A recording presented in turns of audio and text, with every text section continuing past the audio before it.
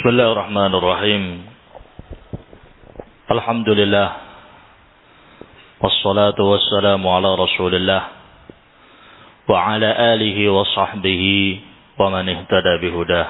Amma ba'd. Hendak. Multafid. Na'am, qum.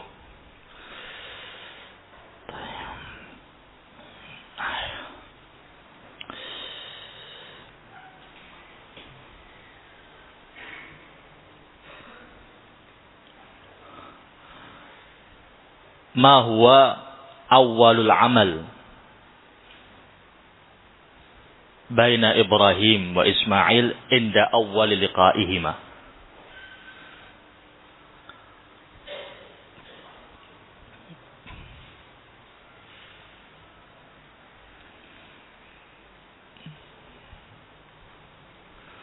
Apa aktivitas pertama yang dilakukan Nabi Ibrahim dengan Nabi Ismail ketika keduanya pertama kali bertemu?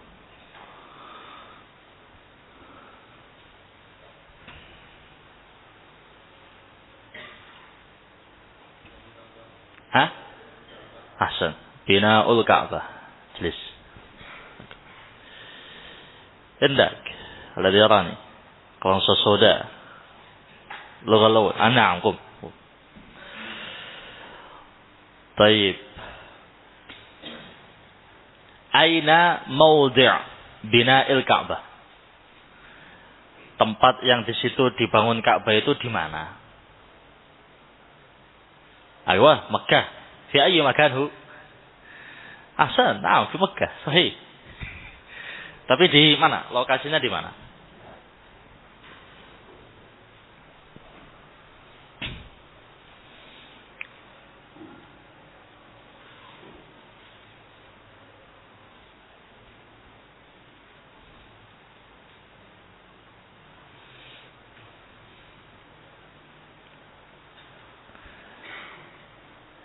Indak.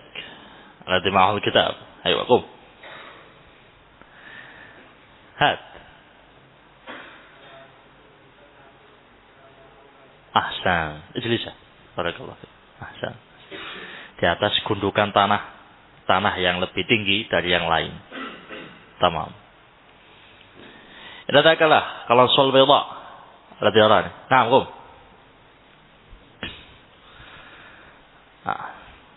طيب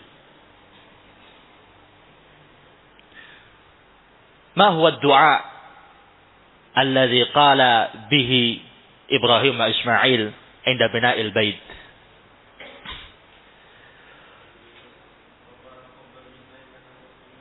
أحسن بارك الله فيك. جلس. Nadakalah أنت kelas soda wal qamis al-abyad. نعم نعم قم. طيب ولاية البيت بعد بنائه إلى من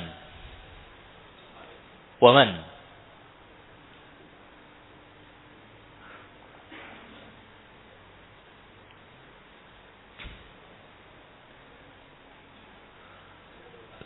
أحسن. La Ismail buat keturunannya, masya Allah. Jadi ada jazakallah khair lah. Tayyib.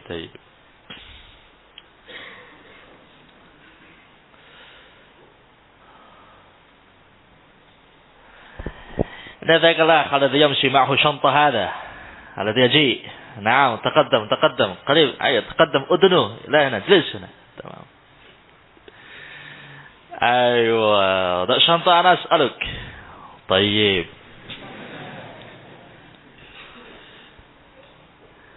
من هو أول من غير دين إبراهيم بعد القرون? Orang pertama yang merubah agama Nabi Ibrahim setelah agama itu jaya di masanya setelah beberapa abad. Orang pertama yang merubah dan yang menghidupkan kembali kesyirikan siapa?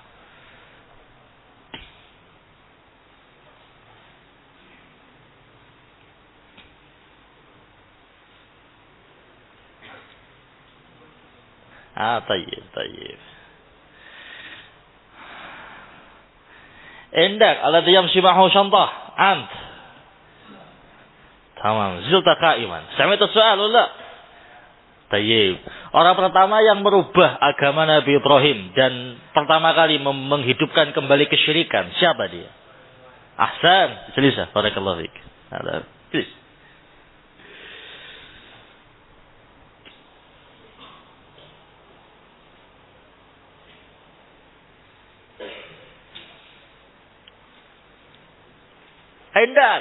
Endak min Sumbawa hada. Aywa. Tayyib. Man huwa dzurriyyatu Ishaq? Keturunannya Ishaq itu siapa saja?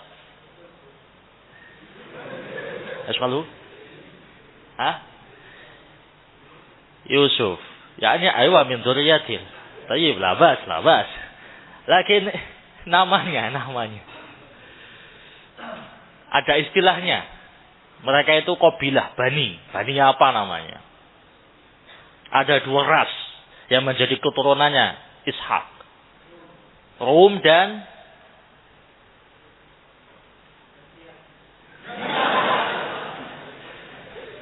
ada lagi al-Furus. Khalina ad al-Furus. Persia nanti. Romawi, sahih. Satu lagi siapa? Yang ashhar min hada. Yang lebih ma'ruf dari Romawi. Ahsan. Barakallahu fiik. Tulis. Aywa.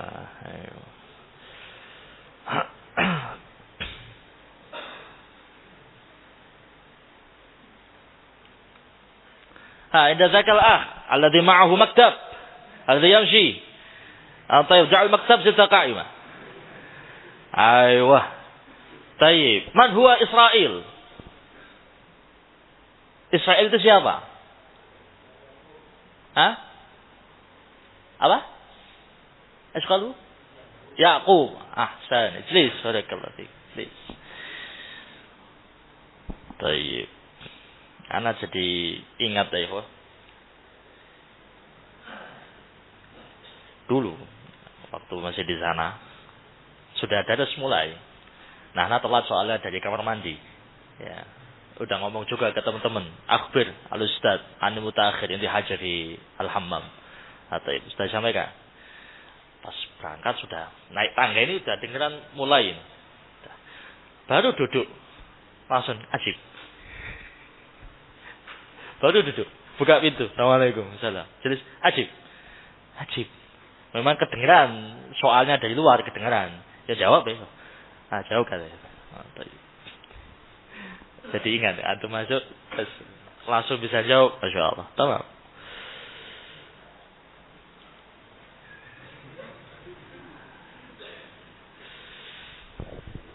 Siapa mana yang melbui? Aywa, hadalah. Fadal, Dukul. Aywa, jazakallah khair. Mau syantah hada. Kum. Tayyib. Ma huwal ikram alladhi akramallahu bihi Ibrahim ala jami'il anbiya. Keutamaan dan kemuliaan tersendiri yang Allah berikan kepada Nabi Ibrahim di atas semua para nabi apa?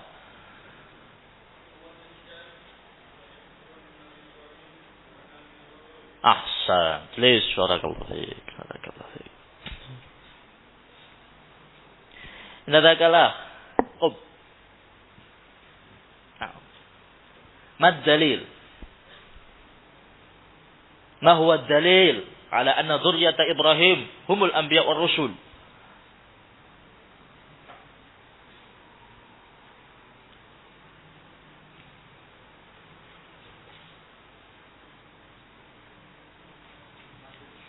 نسيته؟ طيب لا بأس. تذكر زدت قائمة نشوف غيرك.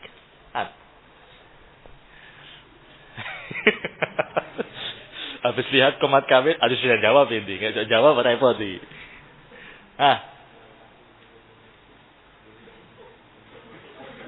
Apa akhirnya? Yang jelas. Jangan pakai makna. Pakai lafadznya. Wa ja'alna. Ahsan, ijlis barakallah. Baik.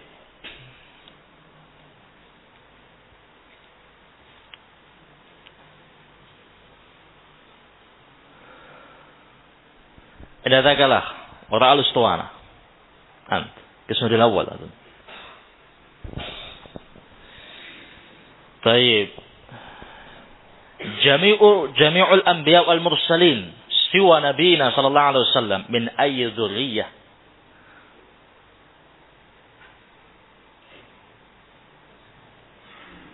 Semua nabi dan rasul selain nabi kita itu dari keturunan siapa?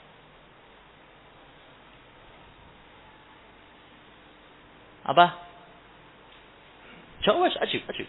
Salah nanti. Yang penting jawab dulu. Yakub. Zakat. Yakub ini anak sapa? Ishak. Tayyib lah, bismillah Ishak.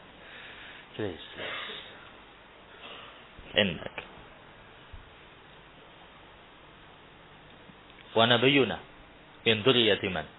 Ismail. Ma huwa al-khususiyyah lin Nabi sallallahu alaihi wasallam alladhi ikhtassa bihi dun al-anbiya? Ahsan, barakallahu fik. طيب نواصل. قال المؤلف رحمه الله تعالى: وأما قصة عمرو بن لحي وتغييره دين إبراهيم. Adapun kisah Amr bin Luhai dan bagaimana dia merubah agama Nabi Ibrahim. Fa innahu nasha'a ala amrin 'azimin min al-ma'ruf was-shadaqah wal-hirs ala umurid din. Orang ini dulunya adalah orang yang memiliki semangat yang sangat tinggi dalam hal kebaikan, sedekah, dan semangat untuk mengamalkan pilar-pilar agama. Fahabbahu an-nasu hubban 'azima, sehingga masyarakat sangat mencintai orang ini. Syuf, ini dulu orang minal ubbad wal amil 'alal khair. Ini termasuk ahli ibadah dan termasuk orang yang banyak berbuat baik. Betul-betul orang yang multazim bidini, orang yang memegangi agamanya. Bukan orang yang ma'ruf bisyarr, bukan orang yang dikenal jelek sebelumnya, tapi orang yang baik. Bahkan masyarakat mengakui kebaikan dia dan mencintai dia. Wadanu lahu li ajli dzalik. Dan masyarakat menjadikan dia sebagai panutan dan figur karena latar belakang yang baik ini. Hatta mallakuhu alaihim, hingga mereka pun menjadikan dia sebagai pemimpin. Wa shara mulku Makkah wa wilayatul bait biyadihi. Kepengurusan kota Mekah dan manajemen Ka'bah berada di bawah wewenang dia. Wa dhannu annahu min akabiril ulama wa fadilil awliya. Para masyarakat menganggap dia termasuk dari ulama senior dan termasuk wali yang utama. Seorang ini baik, bagus, termasuk orang yang multazim, termasuk orang yang khair, loyal terhadap sesama, jiwa sosialnya juga tinggi, peduli dengan masyarakat, sering bantu, sering sedekah. Orang yang baik. Sehingga masyarakat suka dengan dia, senang. Hingga akhirnya dia dijadikan sebagai pemimpin. Bukan hanya sekedar pemimpin urusan tata Mekah, tatanan kota Mekah, kebijakannya berkaitan dengan keberlangsungan Mekah, terkhusus Ka'bah Baitullah diserahkan kepada dia. Ini bukan orang sembarangan. Ini orang kuat, orang yang punya kedudukan, orang yang punya manzilah di hadapan masyarakatnya. Bahkan masyarakatnya menganggap ini adalah seorang alim dan seorang wali. Thumma, kemudian, innahu safara ila Syam. Dia pun melakukan perjalanan menuju ke Syam. Syam itu termasuk dari tempat singgah yang banyak dikunjungi oleh bangsa Arab. Mereka banyak ke sana dengan tujuan yang banyak, beraneka ragam, dan diantaranya tujuan utamanya untuk berdagang.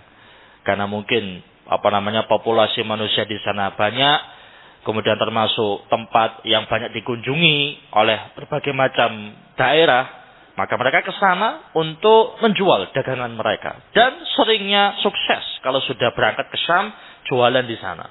Demikian pula Syam termasuk manba'ul ilm, termasuk sumber ilmu. Banyak sekali ulama yang berasal dari kota Syam.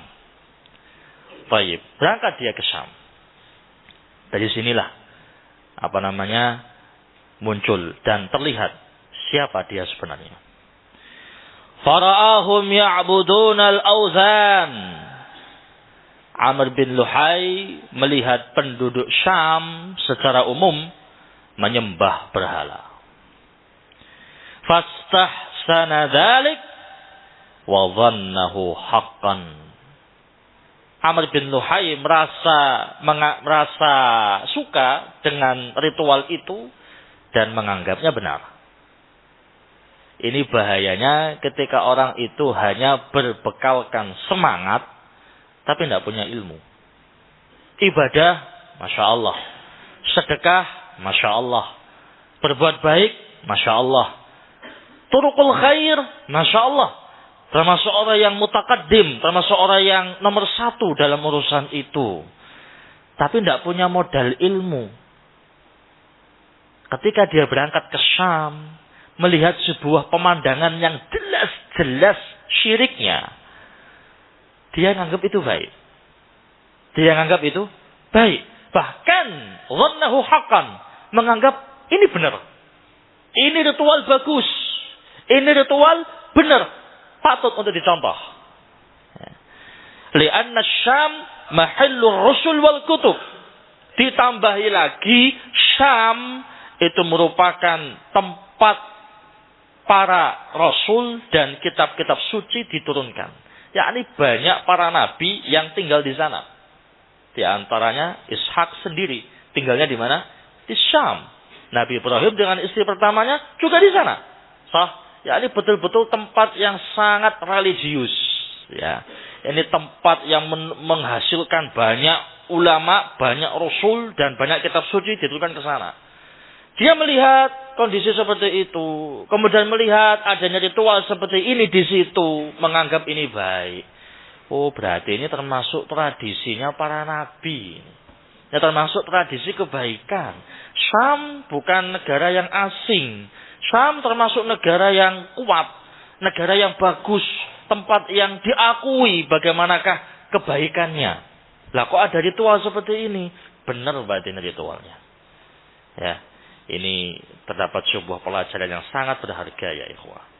Menunjukkan ketika sebuah tempat dijadikan sebagai rujukan, kemudian di situ terjadi zallah, terjadi kesalahan, itu fitnatuhu asyad. Fitnahnya jauh lebih besar dan lebih dahsyat. Karena orang itu rata-rata sudah buta dengan kebaikan dari tempat itu. Sehingga kejelekan yang muncul tidak bisa dibedakan. Ada satu tempat ini baik. Tempat ini terkenal baik. Melahirkan orang-orang hebat. Melahirkan orang-orang yang jos. Ya. Ini tempat bagus secara umum. Ternyata dari tempat itu ada beberapa catatan merah. Ya. Yang sangat fatal. Terpublikasikan. Semua orang melihat dan tahu tentang catatan itu. Ya. Maka fitnahnya itu jauh lebih besar. Rata-rata, bukan semua. Rata-rata orang memandangnya itu dengan pandangan positif. Yakni apa? Menganggap, oh berarti boleh yang seperti itu. Oh berarti yang seperti itu bagus. Kenapa? Karena dilakukan di tempat itu dan tempat itu tempat yang baik. Yang menghasilkan orang-orang hebat. Tidak mungkin kalau seandainya itu jelek, menghasilkan orang-orang hebat yang dijadikan rujukan umat. So, fitnahnya jauh lebih besar. Syam termasuk manba'ur rusul wal kutub. Tempat diutusnya para rasul dan turunnya kitab-kitab suci. Orang betul-betul tahu Syam itu seperti apa. Ada ritual kesyirikan di sana yang belum sempat terbasmi. Dilihat sama orang ini. Dan yang lebih ironis lagi, ini orang berpengaruh.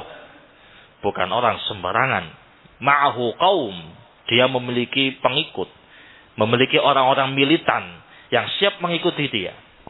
Apalagi kebanyakan orang itu menjadikan figur itu sebagai patokan segala hal. Menjadikan figur sebagai patokan segala hal. Nek wis seneng, sudah diikuti. Kemanapun diikuti. Mau ke kanan-kanan, kiri-kiri, naik-naik, turun-turun, terjun jurang ikut sekalian. Yang jelek dianggap baik, yang baik istimewa. Kenapa? Dia sudah cinta dengan figur yang satu ini. Oleh karena itulah dalam urusan syakhsiyah, ya, kepribadian, personal, itu memiliki porsi dan perhatian yang khusus dalam agama kita. Oleh karena itulah kita dituntut untuk menimbang segala hal dengan kebenaran. Oleh karena itulah kita dituntut untuk selektif dalam mencari teman. Untuk itulah kita dituntut untuk adil dalam bersikap dan menimbang segala hal. Kenapa? Karena efek yang satu ini itu bukan main-main. Bisa menjadikan orang itu yang dulunya baik bisa hancur. Yang dulunya hancur bisa baik. Efeknya betul-betul sangat berpengaruh. Ini contohnya. Kesyirikannya betul-betul jelas. Bagaimanakah rusaknya kesyirikan itu. Bobrok, ini ritual jelek. Ternyata ritual ini terjadi di sebuah tempat yang dihormati. Dan orang ini memandangnya bukan dengan pandangan ilmiah. Tapi dengan pandangan istihsan. Pandangan hawa nafsu dan logika pribadi. Menjadikan tempat itu berarti semuanya baik. Gak ada yang jelek. Apapun yang terjadi di situ, itu baik. Gak ada yang jelek. Dari prinsip inilah akhirnya dia menganggap kesyirikan ini baik. Syuf. Fatal. Kita lihat kelanjutannya. Faraja'a falahumul fadila bidzalik ala ahli al-Hijaz wa ghairihim. Dari sini penduduk Syam memiliki keutamaan dan keistimewaan melebihi penduduk Hijaz dan selain mereka. Wa Amr bin Luhai min ahli al-Hijaz. Dan Amr bin Luhai termasuk dari penduduk Hijaz. Mereka sangat menghormati Syam. Melihat kondisi dan fakta seperti itu di lapangan, dianggap baik. Langsung diuntal miring sudah. Diambil mentah-mentah sama dia. Yang lebih parah, faraja'a ila Makkah. Dia pun pulang ke Mekah, wa qadima ma'ahu bihubal. Dan dia pun datang dengan membawa berhala yang bernama Hubal. Dibawa ini berhala ke Makkah. Perjuangan para nabi dan rasul seakan karam dengan kedatangan satu berhala ini yang menjadi benih munculnya masa jahiliyah, yang menjadi benih hidupnya kesyirikan di masa itu dan generasi setelahnya. Ya. Satu pelajaran yang lain yang bisa kita ambil dari kisah ini, ya. Bahayanya seseorang itu mengunjungi tempat-tempat jelek, mengunjungi tempat-tempat kesyirikan, mengunjungi tempat-tempat kemaksiatan. Ini bahayanya. Dia akan terpengaruh dengan tempat tadi, dan yang lebih berbahaya, dia akan membawa budaya tempat itu ke tempat asalnya. Terdapat sangat banyak sebab ya tersebarnya kejelekan, kebid'ahan itu berawal dari apa? Berawal dari diimpornya budaya-budaya kafir. Budaya-budaya filsafat. Budaya-budaya sesat. diimpor, dimasukkan ke dalam tubuh kaum muslimin dan negara kaum muslimin, dikonsumsi secara bebas di tengah-tengah mereka. Akhirnya kesesatan semakin kuat pengaruhnya dan kebenaran semakin redup. Orang ini punya pengaruh di kampungnya. Berangkat ke sebuah tempat yang salah. Di sebuah tempat yang di situ hidup budaya kesyirikan, ritual kesyirikan, praktek kesyirikan, hidup di situ. Yang lebih parah lagi, dia mengaku itu baik karena terjadi di tempat yang baik. Kemudian dia pun mengambil budaya dari tempat tadi dan dibawa ke tempatnya. Wa ja'alahu fi jawfil Ka'bah. Yang lebih parah lagi, Hubal ditaruh di dalam Ka'bah. Ini betul-betul sangat-sangat parah. Wada'a ahla Makkah ila syirki billah. Dia pun akhirnya mengajak penduduk Mekah untuk berbuat kesyirikan. Apa yang terjadi? Fa'ajabu. Mereka pun mentaati orang ini. Nah, bahayanya al-a'immah al-mudillun. Bahayanya pemimpin-pemimpin yang sesat. Bahayanya ulama-ulama yang sesat. Bahayanya tokoh-tokoh yang menyimpang. Kalau yang menyimpang dirinya sendiri, bainahu wa baina rabbih. Tapi yang repot ketika dia memiliki umat yang ada di belakang dia, yang betul-betul meniti sosok dia dan figur dia. Apa yang dia lakukan? Baik menurut umat. Seakan-akan dia adalah orang yang maksum seperti Nabi dan Rasul. Seakan-akan semua yang muncul dari dia itu adalah kebaikan yang patut diikuti. Ketika tokoh tadi tersesat, jatuh, menyimpang, membelot dari kebenaran, mengajarkan kejelekan, efeknya adalah dia pun membawa pasukan, membawa umat, membawa pengikut untuk mengikuti kejelekannya. Ada syarrun ala syarr, zadat tinu balla. Kejelekan di atas kejelekan, tanah yang sudah lembek tambah hancur. Wa ahlul Hijaz fi dinihim taba'un li ahli Makkah. Penduduk Hijaz secara umum pada sisi agamanya mereka mengikuti penduduk Mekah. Jadi penduduk Mekah itu dijadikan sebagai rujukan dalam urusan agama, prinsip, pola pikir. Itu dijadikan rujukan. Apapun yang ada di Mekah itu akan ditiru oleh tempat-tempat tetangganya. Li'annahum mulatul baiti wa ahlul haram. Dikarenakan penduduk Mekah itu adalah orang-orang yang memegang wewenang Ka'bah dan tanah suci. Ini orang mulia, orang baik, penduduknya orang-orang yang mulia karena di situ ada Ka'bah, peninggalan leluhur mereka dari kalangan Nabi dan Rasul, terkhusus Nabi Ibrahim dan Nabi Ismail. Betul-betul mereka sangat menghormatinya. Ternyata kesyirikan pertama setelah masa Nabi Ibrahim dan Nabi Ismail terjadi di jantung kota mereka, yaitu di Mekah. Dan yang lebih parah lagi, berhala pertama dimasukkan ke dalam Ka'bah Baitullahil Haram. Akhirnya kesyirikan pun tersebar dengan cepat. Fadabi'ahum ahlul Hijaz ala dhalik dhannan annahu al-haq. Maka penduduk Hijaz secara umum langsung mengikuti ritual yang baru ini dengan anggapan itu adalah kebenaran.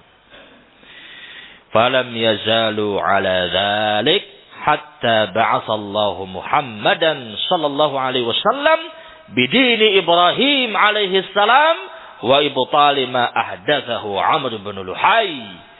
Mereka pun terus di atas ritual kesyirikan ini hingga Allah mengirim dan mengutus Nabi Muhammad dengan membawa agama nenek moyang mereka, yaitu Nabi Ibrahim alaihi salatu wassalam, dan menghancurkan serta mencekal pemikiran Amr ibn Luhai.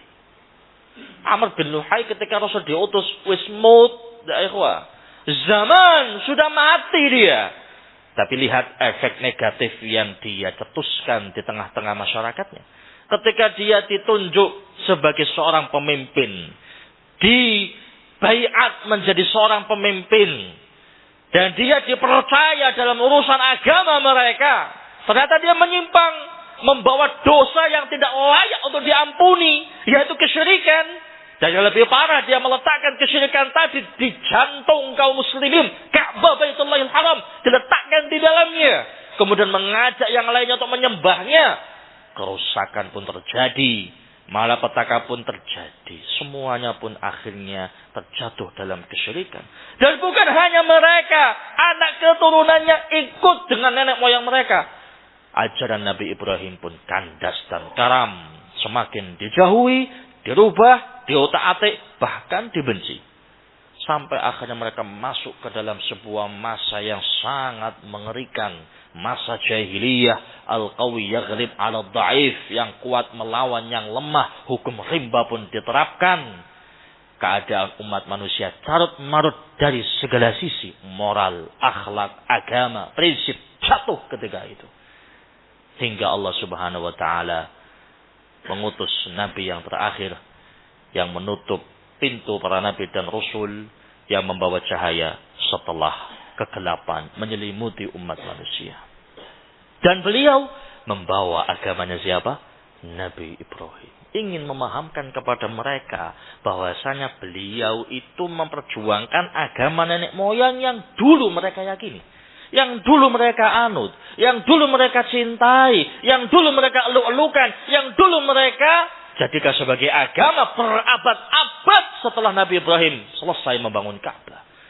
Namun karena ulah satu orang ini, alimun mudil, seorang alim yang sesat, yang kemudian menyesatkan yang lainnya, akhirnya ajaran Nabi Ibrahim pun hancur.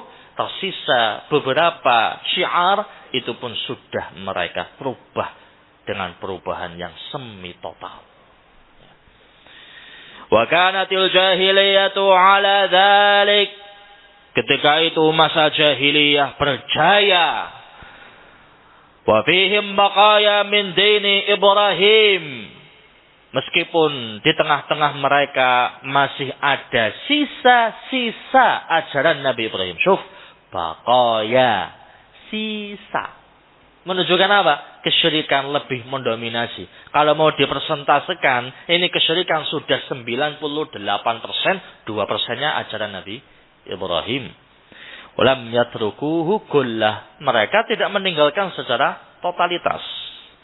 Wa aydan yadhunnuna annama hum alaih wa annama ahdathahu Amr bid'atun hasanah la tughayyir dina Ibrahim. Yang lebih parah lagi, mereka meyakini bahwa prinsip kesyirikan yang mereka anut, yang dicetuskan oleh Amr bin Luhai, itu adalah bid'ah yang baik dan sama sekali tidak mempengaruhi agamanya Nabi Ibrahim alaihi salatu wassalam. Kalau kejelekan sudah dijadikan sebagai agama, hancur binasa. Oleh karena itulah para ulama kita sering menyebut, kalau sudah orang itu terjangkiti penyakit bid'ah, itu susah tobat. Susah tobat. Orang kalau sudah menganggap dirinya itu benar, nggak mau disalahkan, malah nyalahkan yang lain. Kalau sudah menganggap apa yang dilakukan itu benar, benar sendiri, tanpa melihat sisi ilmiahnya, fanatik pribadi, dan mengikuti sosok seseorang yang tidak layak diikuti, dijadikan sebagai figur, panutan, dan dia menjadikannya itu sebagai patokan dia dalam berprinsip dan beragama, hancur sudah. Fanatik sudah. Taqlidul a'ma, ta'assubuz zamin, semuanya hancur binasa. Mereka ini nggak ngerasa kalau jelek. Makanya ketika Rasul datang, langsung dihujat habis-habisan. Kamu telah merubah agama nenek moyang. Yang disalahkan siapa? Nabi SAW. Padahal beliau membawa agamanya siapa? Agamanya Ibrahim. Yang mereka mengakui Ibrahim adalah Nabi mereka, leluhur mereka, nenek moyang mereka. Ketika disampaikan yang benar, yang benar-benar benar, 100% benar, dikatakan salah sama mereka. Iki salah, iki batil. Nggak ada kita dijumpai di adat nenek moyang kita. Ini agama apa ini? Padahal itu agama nenek moyang mereka sendiri, yang sudah dibawa oleh Nabi Ibrahim ratusan tahun sebelum mereka lahir. Tapi didustakan, diingkari, dihujat, dimusuhi, dan diperangi oleh mereka. Kenapa? Ini penyakitnya. Mereka sudah menganggap kesesatan itu benar. Mereka sudah menganggap kejelekan itu baik.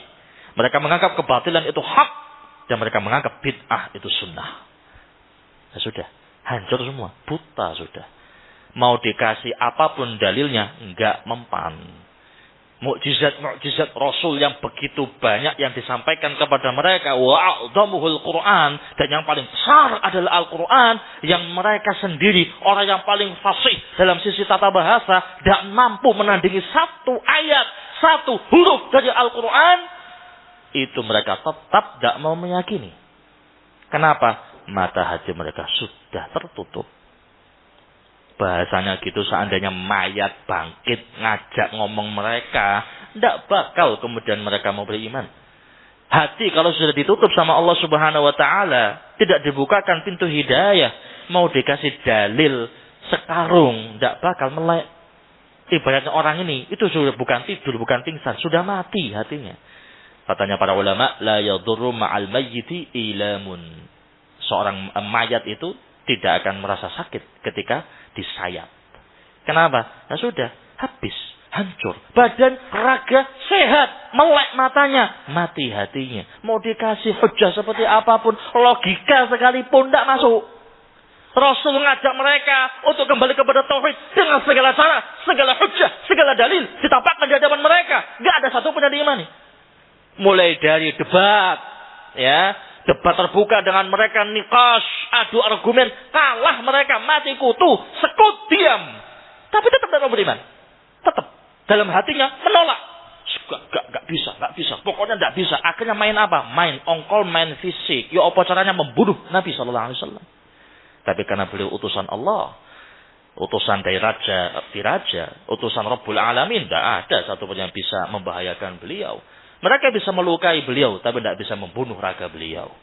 Mereka bisa mencelakai beliau secara fisik, tapi tidak bisa mencekal dakwah yang beliau bawa. Karena beliau adalah utusan Allah Rabbul Alamin yang Allah sudah mentakdirkan dan menetapkan untuk menghidupkan kembali syiar tauhid di muka bumi. Ya. Jadi pelajaran sangat penting ya ikhwah dari kisah ini. Mahalnya hidayah. Ya. Mahal banget.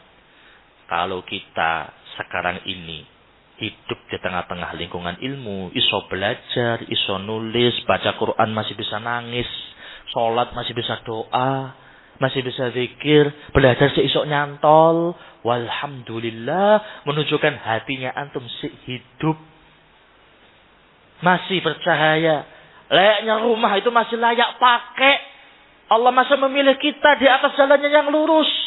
Kita tidak tahu nanti seperti apa kehidupan kita. Kita tidak tahu nanti di ujung kehidupan kita ditutup dengan apa. Kita tidak tahu. Kapan kita mati? Seperti apa kita mati? Di mana kita mati? Bagaimana kita mati? Tidak ada yang tahu kecuali Allah Subhanahu wa taala. Syukurilah. Kalau kita diperintahkan untuk bersyukur ketika kita memakan satu makanan yang kita masukkan ke dalam mulut kita, yang dengan itu akan menambah nikmat tadi. Lalu bagaimana dengan nikmatul hidayah? Lebih lagi kita harus bersyukur. Kalau kita bersyukur atas hidayah ini, Allah akan tambah barokahnya. Dengan menambah keistiqomahan kita. Dengan menambah keteguhan kita. Dengan menambah semangat kita untuk terus di atas kebaikan. Tapi kalau kita hidup di tengah-tengah ilmu, Al-Quran setiap harinya dibacakan di telinga kita. Kita pun membacanya. Hadis kita hafalkan, ilmu kita murojaah, nasihat mengalir deras di hadapan kita. Kita hidup di tengah-tengah orang yang salihun, yang khair. Kok ternyata nggak ngefek di hati kita? Baca Quran, koyok baca buku yang lain, nggak ngefek dalam kehidupan kita. Sholat ya kayak rutinitas, kayak formalitas saja, seperti tugas begitu. Doa seakan-akan is'alladhi fi penting dungo. Zikir kayak ngalir dengan mulutnya saja, hatinya tidak masuk. Hati-hati. Jangan-jangan Allah Subhanahu wa taala sedikit demi sedikit mulai meredupkan cahaya hidayah dalam hati kita. Kenapa? Bisa jadi Allah memandang kita tidak pantas untuk menyandang hidayah tadi. Kenapa? Karena kita sudah condong terhadap kebatilan dan kita merasa nyaman dengan kebatilan dan kita suka dengan kebatilan tadi. Maka Allah hukum kita dengan melenyapkan cahaya hidayah dari hati kita dan menumbuhkan jamur-jamur kebatilan dalam hati kita. Fantabihu ya ulil absar. Maka hendaknya kita siaga satu, wahai orang-orang yang cerdas. Baik. Belum mengatakan wa kana talbiyatu nizar labbaika la syarika lak illa syarikan huwa lak tamlikuhu wa ma malak. Talbiyah yang diucapkan oleh Nizar. Siapa Nizar ini? Buyut-buyutnya Rasul sallallahu alaihi wasallam. Nizar namanya. Itu kalau talbiyah diganti lafaz talbiyahnya. Kayak gimana? Labbaika la syarika lak. Kami memenuhi undanganmu wahai zat yang tidak ada sekutu bagimu. Baik toh. Setelahnya illa syarikan huwa lak. Kecuali sekutu yang itu adalah tandinganmu. Tamlikuhu wa ma walak. Engkau menguasai sekutu tadi dan sekutu ini tidak memiliki wewenang apapun.